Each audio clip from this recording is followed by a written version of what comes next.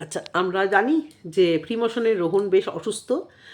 সে এখন কেমন আছে সেটা অবশ্য করে আমরা লিজানের ভিডিওতে একটু একটু করে জানতে পারছি, মানে আমি অন্তত জানতে পারছি, কারণ আমি তো ফোন করে কারো থেকে খবর শুনি না। ওরা তো নাম্বার দিয়েই দিয়েছে, শোনা যেতেই পারে, কিন্তু ডিস্টার্ব করা এই সময় অবশ্য করেই ঠিক নয়। সেই জায়গা থেকে আমি বলছি রোহন কেমন আছে। লিজান ভাই বলছিল রোহন এখন ভালো আছে, সুস্থ আছে, কিন্তু এটাকে ভালো বলা যায় না, এটা জাস্ট একটা ট্রিটমেন্ট প্রসেসে চললো, সেই জন্য হয়তো একটু বেটার আছে, কিন্তু এই জিনিসটা সারতে ভাই অনেক সময় লাগবে। এই জিনিসটা অত সহজে সারে না। আর কালকে দেখলাম দুটো বাচ্চাকে নিয়ে বেরিয়েছে, এতটাই আতঙ্কিত, বলছে কোথায় যাচ্ছি যা বলবো না, কারণ শত্রু আমাদের চারিদিকে, ভাবতে পারছো?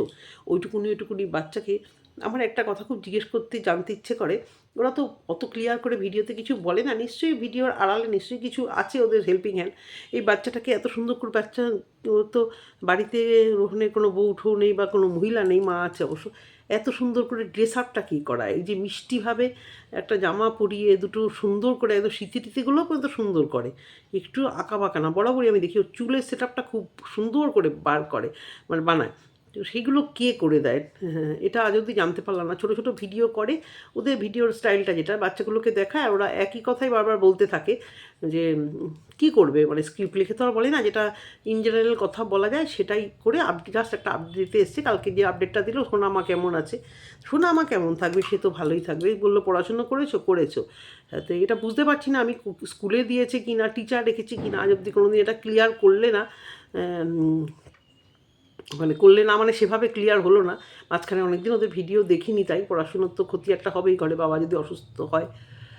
তো সেই জায়গা থেকে ট্রিটমেন্ট অবশ্যই বাইরে নিয়ে যাবে বলল। কে নিয়ে যাবে? নিশ্চয়ই লিজান ভাই নিয়ে যাবে, তার অনেক সোর্স ফোর্স আছে ওখানে, তারাই নিয়ে যাবে, বাইরে নিয়ে যাবে, ট্রিটমেন্ট করা দরকার। যারা প্রশ্ন তুলেছিল তারা হয়তো অনেকটাই ঘুমিয়ে পড়েছে, কারণ বুঝতে পেরেছে এই প্রশ্ন বেকারই প্রশ্ন। কিন্তু একটু আমরা একটু মানে রোহনকে একটু ভিডিওতে দেখালে মনে হয় ভালো লাগতো, ও কতটা কি আছে, কতটা কথা শুনে চলছে, কতটা রেস্ট নিচ্ছে, মেডিসিন তো খাচ্ছেই, সময় লাগে এগুলো, তবে বিশাল ভয় পাওয়ার কিছু নেই। অনেক ক্রিটিক্যাল কেসও, যেহেতু বয়স অল্প, আর ওই সব যদি ছাড়তে পারে, ওই জলীয় জিনিস যদি ছাড়তে পারে, অবশ্য করেই ও ওখান থেকে রিকভার করবে, এমন কিচ্ছু বড় কিছু হয়নি। হ্যাঁ, হ্যাঁ, বড় কিছু তো বটে, লিভারের একটা বড় সমস্যা, জন্ডিস পেকে যাওয়া মানে ডেঞ্জারাস একটা জিনিস, কিন্তু ও যদি কথা শুনে চলে, প্রচণ্ডভাবে রেস্ট্রিক্টেড লাইফ, যেটা দরকার হচ্ছে, মানে প্রচণ্ডভাবে কথা শুনে রেস্ট্রিক্টেড লাইফ দিতে হবে বাচ্চাটার মুখের দিকে তাকিয়ে, এই সময় এই সমস্ত হ্যাপা ঠ্যাপা না নিয়ে।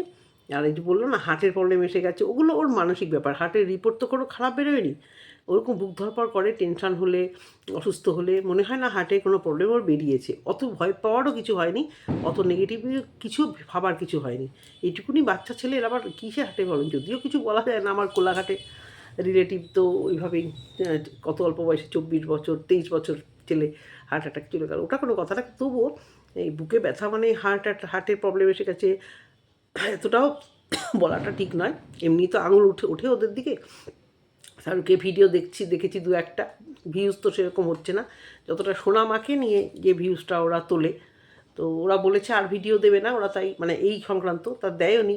কী যে দরকার ছিল মাঝখানে শুধু কতগুলো মানে মুখ ঝামটা খেলো প্রমাণ করতে গিয়ে, আরও উল্টে প্রমাণ হয়ে গেল। লাস্টে ও বলেছিল আমি ওর পকেটে টাকা দিয়ে রোহনকে ব্লাড টেস্ট করাবে, ভাবো, বন্ধুকে সাহায্য করতে পারছে না, অথচ পকেটের টাকা দিয়ে কোশ্চেন মার্ক দিয়ে ব্লাড টেস্ট। আমার মনে হয় ওই যে তহিদ যে ওদেরকে মানে নাচিয়েছিল, ভুলভাল ইনফরমেশান দিয়েছিল, ওরা তহিদকে কাজে লাগিয়েছিল, সেই জায়গাতেই তহিদ একটা বড় মানে জিরো পেয়েছে, বিগ জিরো। ওরা মানে রোহনের টাকা তোলাটাতে ওদের সমস্যা ছিল না, ওই টাকার ভাগটা নেওয়ার মানে ইচ্ছেটাই বেশি জেগে উঠেছিল, ভেবেছিল যে প্রচুর টাকা উঠবে, স্ক্যানার দিয়ে তো প্রচুর টাকা তোলে, তাহলে প্রচুর টাকা উঠলে আমরা ওই তেমন কিছু তো নয়, আমরা বেকার ছেলে ছোকরা দু চারটে একটু মানে ওই আর কি ভাগাভাগি করব। সেই জায়গা থেকে ওদের বিশ্বাস হয়নি যে আরে বাবা রোহনকে এত টাকা দিচ্ছে, ওখানে ভাগ বাটোয়ারা করতে থাকি। আলটিমেটলি ওরা ওই রোহনের এই টাকা টাকা সংক্রান্ত মানে যারা ভালোবাসে, তারা যারা হোয়াটসঅ্যাপে আড়ালে দিচ্ছে ঠিক আছে, সেই জায়গাটাতে ওরা সাকসেস হয়েছে। সেইভাবে ইউটিউব থেকে দেওয়ার ইচ্ছা কারোর থাকলেও সেভাবে ইউটিউবে স্ক্যানারে টাকাটা দিতে পারলো না। সবার কাছে ফোন নাম্বার আছে, যারা দিচ্ছে, কিন্তু ওদের ওইখানটাতে ওদের একটা মানে আক্রোশ থেকেছিল, কিন্তু আক্রোশটা ওরা এইভাবে না মিটিয়ে ভদ্রভাবে অন্যভাবে করলেও হতো, মানে টাকার জিনিসটা ওদের কাছে এতটাই প্রায়োরিটি, বন্ধুর থেকেও বেশি হয়ে গেল সোশ্যাল মিডিয়াতে। আমি ওদেরকে ভুল বলছি না, কিন্তু ওরা প্রুফ তো দিতে পারলো না আলটিমেটলি। আর দেবে কি? এত বড় মিথ্যা কথা কেউ বলে এরকম একটা অসুখ নিয়ে, যেখানে বোঝা যাচ্ছে। এইটাই আমার খুব অবাক লাগলো, যে এত বড় মিথ্যাচার কখনো করে? এইরকম একটা কাঁচা কাজ এরা কী করে ছেলে ছোকরা হয়তো ওইকে কাজে লাগিয়ে করলো। ওদের পাড়ার একটি ছেলের ভিডিও দেখি, রোহনের চেম্বার পাই, তবে আমি বুঝে পাই না রোহন কিসের ডাক্তার, হোমিওপ্যাথিক না অ্যালোপ্যাথিক নাকি প্র্যাকটিস করে, মানে আমি ঠিক বুঝতে পারলাম না। একটু ক্লিয়ার করে যদি এরা বলে ভালো হয়। চেম্বারটা দেখালো যে এই চেম্বারে রোহন এসে বসে, এখন আর বসে না। ও এই যে হঠকারী ডিসিশানগুলো ও যে নেয় না, ওই রকচটা, এগুলোতে আমার খুব ভয় করে ভবিষ্যৎটা কী হবে। ওই চেম্বারে গিয়ে দিব্যি বসতো, লোকজন দেখতো, এই কতগুলো বন্ধুর জন্য ও সেখানে যায় না কেন? না গিয়ে উপরন্ত আরও এই সমস্ত নেশাবান করে নিজের শরীরটাকে কীভাবে মানে শেষ করে দিল। এখনও অনেক সময় আছে, বয়স অল্প, প্রচুর সময় আছে, এখনও যদি ও না শুধরায়। আর লিজান ভাই অবশ্য করে, লিজান ওর পাশে আছে, পাড়ার একটা বেশ গণ্যমান্য ব্যক্তি, এরকম একজন পাশে থাকলে আর চিন্তা কিসের। ক্লাব থেকেই হয়তো অনেক টাকা জোগাড় হয়ে যাবে। আর যদি ওর গচ্ছিত টাকা থাকে অবশ্য করে সেটা দিয়ে ট্রিটমেন্ট তো করতেই হবে, বাইরে গেলে বাইরে, কোথায় যাবে সেটা বলবে না, না বলাই 100 বার ভালো, কোনোভাবে যেন খবরটা লিক না হয়, গিয়ে তারপর বলবে অবশ্য করে। মানে এমন পরিস্থিতি এসছে, ওরা কোনো কিছুই, বাচ্চাটাকে নিয়ে কোথায় ঘুরতে যাবে সেটাও বলার সাহস পাচ্ছে না, কারণ বাচ্চাটাকে নাকি টার্গেট করেছে। করতেই পারে, ওরকম একটা মানে সোনার ডিম পাড়া এই যে হাঁস নিয়ে গেলেই তো হলো, একটা তুলে নিয়ে যেতে পারলেই হলো। কিছুটা ব্ল্যাকমেলিং করবে ওকে, আর ব্ল্যাকমেলিং করলে বুঝতেই পারো কী হয়। তো বাচ্চাটার যদি কোনো ক্ষতি হয় সেই কারণে বাচ্চাটাকে বাইরে নিয়ে যাওয়াটাও এখন রিস্ক হয়ে গেছে। জানি না কতটা ভাবে ওরা বাচ্চাটাকে টেক কেয়ার করছে, কতটা গুছিয়ে রাখতে পারবে। তবে এইসব বন্ধুগুলো মনে হয় না বাচ্চাটার উপর হাত বাড়াবে, কারণ ওরাও, ওদের মধ্যে এইটুকু মানবিকতা আছে, ওরাও তো অনেক বাচ্চাকে এনেছে রাখছে। তাহলে ওদেরও তো একটা ভয় আছে, অপরাধের ভয় সবারই হয়। এই একটা নেমে পড়েছিল রোহনকে ভুল বুঝে, যে টাকা রোহন তুলবে সেই জায়গাটায় আমরা আটকাবো, এই যে প্ল্যানিং একটা করেছিল সেই জায়গাটায় হয়তো ওরা সাকসেস হয়েছে, কিন্তু আমার মনে হয় না, জানি না, আমি আমার মতো করে সবাইকে ভাবি তো, যে বড় সড়ো কিছু বাচ্চাটার জন্য ওরা কিছু করবে, কারণ একটু হলেও তো আইন বলতে জিনিস আছে, আর বাচ্চা ছেলেমেয়েগুলো সেইটুকু ভয় তো আছে। তবে হ্যাঁ, বেআইনি কাজ তো অবশ্যই করেছে, বুঝতে পারেনি সোশ্যাল মিডিয়াতে কারোর ভিডিও ক্লিপিং এভাবে ছাড়া। আর ওদের বলা হয়েছিল বুকে দম থাকলে পুরো ইয়েটা দাও, প্রমাণটা দাও, আর স্বীকার করো। আর এখনও কেন ভিডিওগুলো রেখে দিয়েছে? যাই হোক, রোহন যদি ভুলে যায় বন্ধুদের এই বদমাইশি, ভুলে যদি ছেড়ে দেয়, ক্ষমা করে দেয়, দিলে দিক, অবশ্য করে দিক ক্ষমা। যা কামিয়ে নিয়েছে, টাকা তো আর ফেরত আসবে না। ফার্দার যেন এই বন্ধুরা কখনো সূচ হয়ে ঢুকে ফাল হয়ে বেরোতে না পারে। আর সোনামার ভিডিও রোহনের চ্যানেল থেকে আসলেই ভালো। লিজান ভাই নিজের মতো দেখাচ্ছে, আরেকটা ওই মারিয়ামকে নিয়ে বেড়াচ্ছে, ঘুরছে, সব ভালো কথা। তখন তো ভিডিও এখন আর দিচ্ছে না, তবে এটাই তোর আর্নিং সোর্স। আমি বলবো যদি এমনি র ভিডিও জাস্ট একটু মানে অ্যাটাচ করে দিয়ে দেওয়া ভালো। কী দেখাবে? অসুস্থ হয়ে বসে আছে, ওদের ভিডিও দেখা মানে তো বাচ্চাটাকে নিয়ে এদিকে যাওয়া, ওদিকে যাওয়া, সেদিকে যাওয়া, সেই জিনিসটা দেখাতে পারছে না। আর এখন দেখানো মানে অসুখের আপডেট, সেটা কত বারবার দেবে? এমনিই তো মানে যে অসুস্থ তাকেই যদি বারবার অসুখের আপডেট নিয়ে বলতে হয়, রিপোর্ট ওইভাবে শো করতে হয়, তাহলে তো তারও একটা বিশাল মেন্টাল প্রেশার যায় না?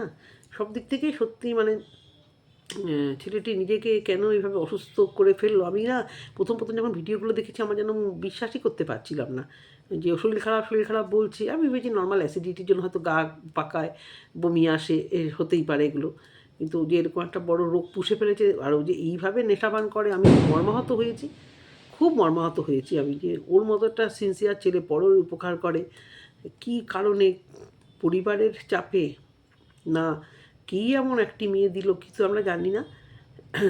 যদি ও বলে তবে অবশ্য করে সোশ্যাল মিডিয়াতে জানবো, আর যদি না বলে তাহলে তো জানতে পারবো না। সেই জায়গা থেকে আমি খুব মর্মাহত হয়েছিলাম যে একটা সিনসিয়ার ছেলে একটা বাচ্চাকে এনেছে, যে বাচ্চাটার জন্য বলছে কোনোদিন বিয়েও করবো না, এত টেক কেয়ার করার পরে এরকম একটা ঘটনা ঘটালো। তা যাই হোক, যা হয়ে গেছে সেটা নিয়ে পেঁচম করে লাভ নেই।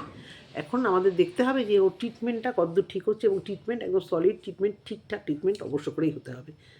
হ্যাঁ, যে ট্রিটমেন্টটা যদি ঠিক না হয় বিপথে যায়। আর সবার আগে হচ্ছে মেনে চলা, ডাব খেতে হবে, তোমার হিমোগ্লোবিন বাড়াতে হবে, আর তোমাকে লেবু টেবু, বাতাবি লেবু, আর সর্বোপরি হচ্ছে রেস্ট, মেন্টাল রেস্ট, শারীরিক রেস্ট, আর একদম রেস্ট্রিক্টেড লাইফ, কোনো ধরনের কোল্ড ড্রিঙ্কস কেন, কোনো রকমের ড্রিঙ্কস কিছু খাওয়া উচিত না, একদম পাতলা টেলটালে ঝোল এইগুলো খেয়ে যদি ও থাকতে পারে ওষুধের সাথে সাথে, তা অনেক সময় ওষুধ কাজ করে না, ডিসিপ্লিন লাইফ কিন্তু মানুষকে ঘুরিয়ে ঠিক করে দেয়, কি তাই না? আর ও নিজে যখন মানে জানে এই সমস্ত ডাক্তারের ব্যাপার স্যাপার অনেকটাই যখন জানে, ওর তো খুব ভালো করে এটা বোঝা উচিত ছিল।